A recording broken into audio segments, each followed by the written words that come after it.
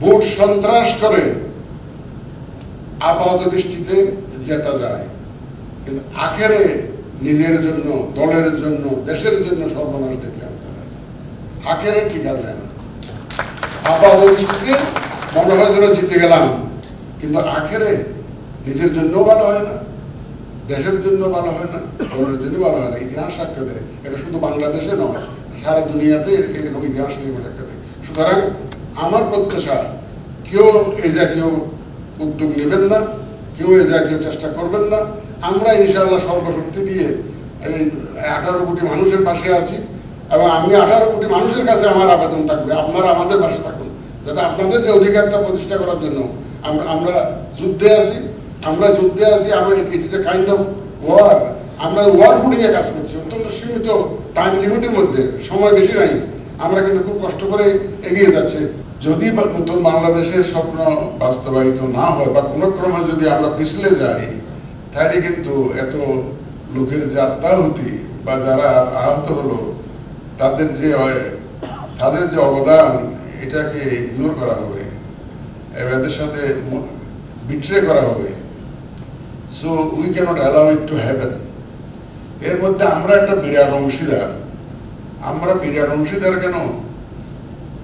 এই যে মানুষ এতদিন যে ভোটের অধিকার পায়নি, ভোট দিতে পারে নাই, আমি এখন বলছি যেটা আমার ফিলিং, যেটা এখন ভোটের অধিকার স্টাবলিশ করার সুযোগ এসে গেছে।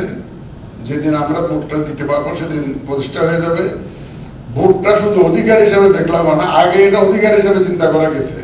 এখন এটা আমরা বলবো এটা দায়িত্বের মধ্যেও পড়ে, এখনো দায়িত্বের মধ্যে পড়ে, নাগরিকের দায়িত্বের মধ্যেই পড়ে যে ভোট কেন্দ্রে গিয়ে ভোট দেওয়া, এটা একটা বড় দায়িত্ব হিসাবে আমাদেরকে নিতে হবে। আমার এক সহকর্মী বলে গেছে যে free, fair and credible election. আমি যেখানে যাই, এয়ারপোর্টে বা যেখানে কারোর সাথে দেখা হয়, আমার সালামটা দিয়ে প্রথম বলে, স্যার সারা দেশ কিন্তু আপনাদের দিকে তাকিয়ে আছে। এই কথাটা যখন শুনি, আমার কাঁধে বোঝা মনে হয় যেন আরো বেড়ে যায়।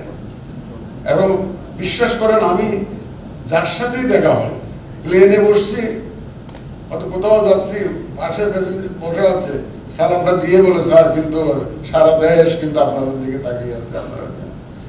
মানে কত বড় একটা প্রত্যাশা। কারণ এটা আগে অন্যান্য ইলেকশন কমিশনের উপর মানুষের এত প্রত্যাশা ছিল না। ওটা লোকে না লোকে করতে এমন দেওয়া যাবে না, এমন দেওয়া যাবে না, কে যা হোক এরকম একটা ভাবছিল। এখন কিন্তু সেটা না, মানুষের প্রত্যাশা অনেক বেড়ে গেছে। সুতরাং এই প্রত্যাশা ভার আমাদের ঘাড়ে, এটা আমাকে রাত দিন শয়নে স্বপনে আমাকে ভাবায় কিভাবে এই প্রত্যাশা পূরণ করবো আমরা। এটা ইলেকশন পরিষদ একা পক্ষে সম্ভব না। আমার সহকর্মীরা বলে গেছেন, সবার সহযোগিতা লাগবে।